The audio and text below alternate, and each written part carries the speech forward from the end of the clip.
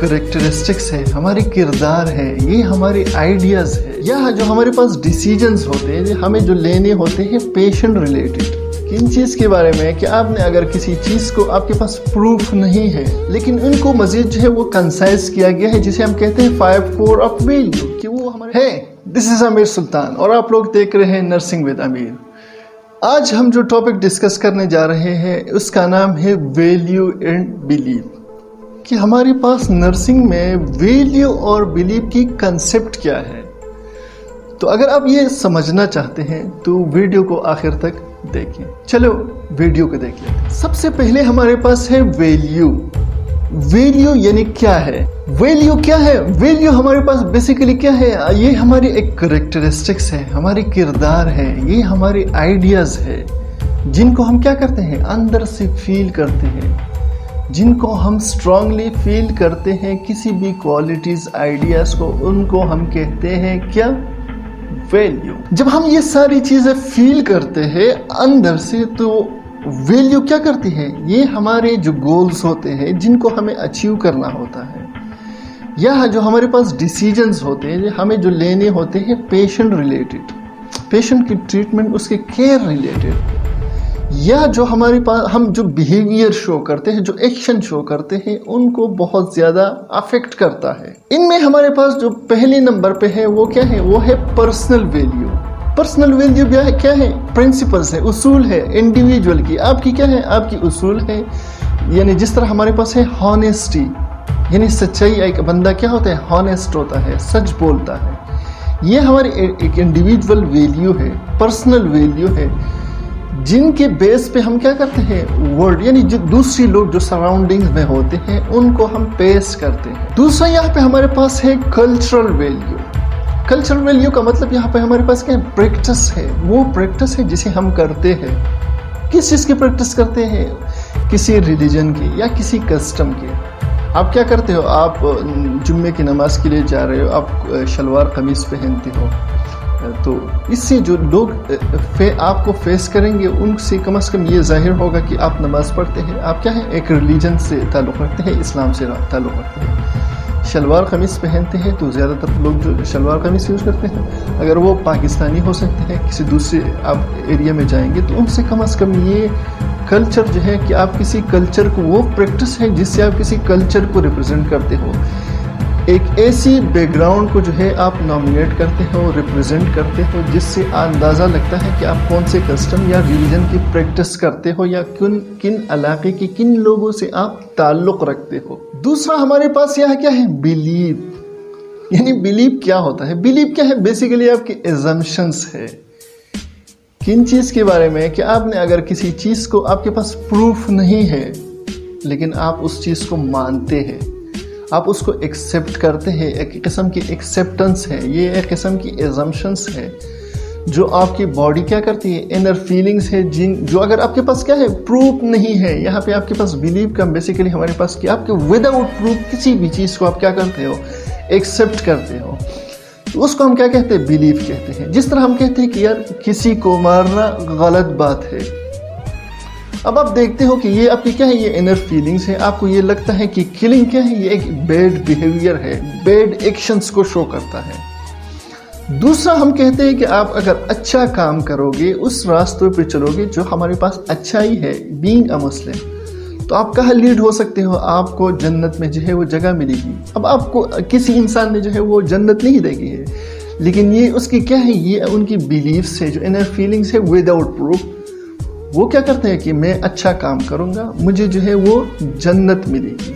तो ये हमारे पास बेसिकली बिलीव्स होते हैं, एजम्पशंस होते हैं, जो आपको विदाउट प्रूफ क्या करते हैं, उसको एक्सेप्ट कर लेते हैं। वैसे जो हमारे पास आप बीइंग अ नर्स हैं, जिन वैल्यूज़ को आप एडॉप्ट कर, यानी आपको एडॉप्ट करनी चाहिए, वो है हमारे पास 10, लेकिन उनको मजीद जो है वो कंसाइज किया गया है, जिसे हम कहते हैं 5 कोर ऑफ वैल्यू, कि वो हमारे पास वो 5 ऐसे हमारे पास बेसिक स्टैंडर्ड वैल्यूज़ कौन से हैं जिनको आपने अपनी जो है प्रैक्टिस में लेके आना होता है।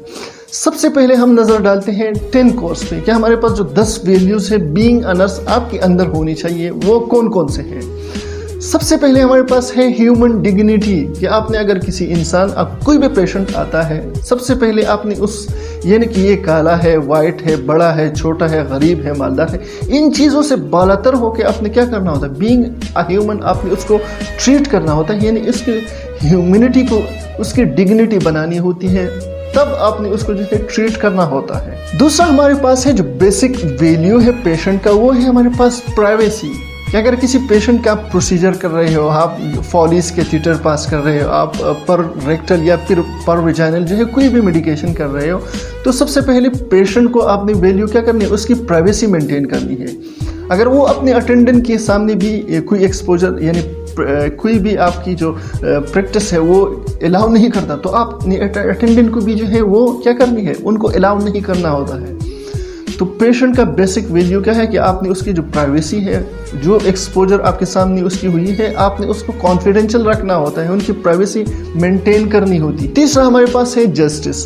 जस्टिस को समझने के लिए सबसे पहले ज़रूरी है कि आप इक्विलिटी को समझें। 5 पेशेंट है आपके पास, आपने सबको एक जैसा टाइम देना है, एक जैसा ट्रीट करना है, एक जैसी केयर प्रोवाइड करनी है, ये क्या है, इक्विलिटी है।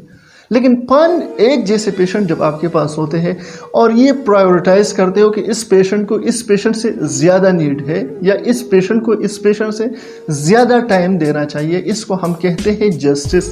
जब आप प्रायोरिटाइज करते हो पेशेंट्स के दरमियान कि किसको ज़्यादा नीड है, उनको हम कहते हैं कि जस्टिस। ये पेशेंट का बेसिक वैल्यू है जिसको आपने जहन में रखना होता है। चौथा हमारे पास है ऑटोनॉमी एंड डिसीजन मेकिंग, कि अगर एक पेशेंट डिसीजन लेना चाहे तो आपने उसकी कदर करनी होती है। अपना डिसीजन उसके ऊपर आपने जो है लेबल नहीं करना होता, आपने उसकी डिसीजन की कदर करनी होती है। अगर एक पेशेंट हमारे पास एजुकेटेड नहीं है, उसको किसी चीज़ के बारे में पता नहीं है ना, तो आपने क्या करना है, आपने उसको मल्टी डायमेंशन, ये आप कर सकते हो, ये कर सकते हो, ये कर सकते हो, ये कर सकते हो, इन 4-5 चीज़ें जो आप ऑप्शन देते हो, उसमें पेशेंट ने ही जो है वो पिक करनी होती है कि कौन सा उसको करना चाहिए। 5वां हमारे पास है प्रिसीशन एंड एक्यूरेसी, कि आप जो काम करोगे आपने एक्यूरेटी तरीके से और बाकायदगी से उसको करना है। कोई भी ऐसा काम नहीं करना होता है जो पेशेंट के लिए हार्मफुल हो सके। आपने एक्यूरेट चीज़ें करनी होती है, जो क्वेश्चंस आपसे पूछी जाइए आपने एक्यूरेट उनका आंसर जो है वो देना होता है। एक्यूरेट मेडिसिन और एक्यूरेट जो है आपने मेडिकेशन देनी होती है। टाइम का मैनेजमेंट का ख्याल रखना होता है। छठा हमारे पास है कमिटमेंट। कमिटमेंट किस चीज़ का, सर्विस का। जो सर्विस आप हॉस्पिटल में प्रोवाइड कर रहे हो, बीइंग अ नर्स, आपने उसके साथ कमिटेड होना होता है। आपने वही चीज़ें यानी उसमें जो है यानी पेशेंट की वेलफेयर के लिए आपने सारी चीज़ें जो है वो करनी होती है, तभी आप कमिटेड हो सकते हैं अपने सर्विस के साथ। सातवां हमारे पास है ह्यूमन रिलेशनशिप। ह्यूमन रिलेशनशिप का मतलब यहाँ पे है कि जब भी हम नर्सिंग स्टडी करते हैं उसमें नर्स पेशेंट की जो हमारे पास रिलेशनशिप है उसके ऊपर बहुत ज़्यादा जोर दिया जाता है। क्यों जोर दिया जाता है कि जब तक आप पेशेंट से रिलेशनशिप नहीं बनाएंगे, पेशेंट का ट्रस्ट कैसे जीतेंगे आप। जब पेशेंट का ट्रस्ट नहीं जीतेंगे तो पेशेंट से आप डेटा किस तरह लेंगे। तो डेटा लेने के लिए उसकी जो है आपको उसके साथ रिलेशनशिप बिल्डअप करना होता है। आठवां हमारे पास होता है सिंपैथी। सिंपैथी किसके साथ, पेशेंट के साथ। क्यों? क्योंकि पेशेंट को यही लगेगा कि ये जो बंदा मेरे साथ सिंपैथी दिखा रहा है, ये बेसिकली इंटरेस्ट किस चीज़ में है कि मेरी ट्रीटमेंट जो है वो रिकवरी जल्दी हो सके। मेरी रिकवरी के लिए ही मुझे सिंपैथी दे रहा है। पेशेंट को लगेगा ये मेरा अपना बंदा है, मेरे लिए ये सारा काम कर रहा है, इसी वजह से आपने उसको सिंपैथी दिखानी होती है। 9वें नंबर पे हमारे पास है हॉनेस्टी। हॉनेस्टी क्या होती है कि आप पेशेंट के रिलेटेड या अटेंडेंट आपसे कोई पूछे ट्रीटमेंट के लिहाज से या उसकी पेशेंट की कंडीशन के लिहाज से, तो आपने हॉनेस्टी वहाँ दिखानी होती है। कंडीशन जो है वो एक्सप्लेन करने होते हैं ताकि पेशेंट को अपनी ऑनगोइंग कंडीशन और जो मेडिकेशन आप उसको दे रहे हो उसके इम्पैक्ट का पता चल जाए। 10वें नंबर पे हमारे पास है कम्पिटेंसी। कम्पिटेंसी किस चीज़ का, यानी आपकी स्किल्स का। जो आप पेशेंट के पास जा रहे हो तो आपने कहीं ना कहीं क्या करनी होती है, स्किल्स दिखाने होते हैं। तो आपने अपने स्किल्स में थ्योरी के साथ साथ कम्पिटेंट भी होना होता है। थ्योरी प्लस स्किल्स, इन दोनों चीज़ों में आपको कम्पिटेंट होना चाहिए ताकि कम से कम गली मोहल्ले का बंदा और आप में जो है आपकी स्किल्स में कम से कम एक झलक जो है वो नज़र आए। अब हम आते हैं कि वैल्यू का नर्सिंग में, वैल्यू और बिलीव का नर्सिंग में क्या लेना देना है, नर्सिंग से क्या लेना देना है वैल्यू और बिलीव का। तो सबसे पहले हमारे पास ये है कि हमें अवेयरनेस हो जाती है कि पेशेंट के राइट्स क्या है, हमारे राइट्स क्या है, इनके बारे में हमें पता चल जाता है। दूसरा, हमें ये पता चल जाता है कि हमें जो है पेशेंट की डिग्निटी, इन चीज़ों का ख्याल रखना होता है। अब पेशेंट की डिग्निटी और साथ साथ में आपने उसकी प्राइवेसी और कॉन्फिडेंशियलिटी जो रिपोर्ट्स होते हैं उनको कॉन्फिडेंशियल रखना होता है। ये वैल्यू और बिलीफ हमें बताता है। साथ साथ में हमें ये बताता है कि जो पेशेंट है वो अपने डिसीजन मेकिंग में ऑटोनॉमस है। आपने पेशेंट के ऊपर जो है अपनी जो डिसीजन है वो स्टैंप लेबल नहीं करनी होती है। आपने क्या करना होता है, आपने उन चीज़ों का ख्याल रखना होता है जो पेशेंट आपको बताता है, जो डिसीजन लेता है।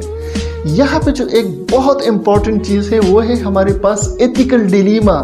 कि नर्स यहाँ पे जो हम कहते थे कि एथिकल डिलीमा, कि आप कन्फ्लिक्ट में आ जाते हो कि आपने दोनों चीज़ें या पेशेंट के लिए ख़तरनाक है या दोनों चीज़ें पेशेंट के लिए बेहतर है, आपने कौन सा सेलेक्ट करना है इसमें। तो कम से कम आप एथिकल डिलीमा से बच जाते हो। कैसे, यानी पेशेंट डिसाइड करता है, आपको डिसीजन करनी नहीं पड़ती है, आपने सिर्फ उसके ऊपर इम्प्लीमेंटेशन करना होता है।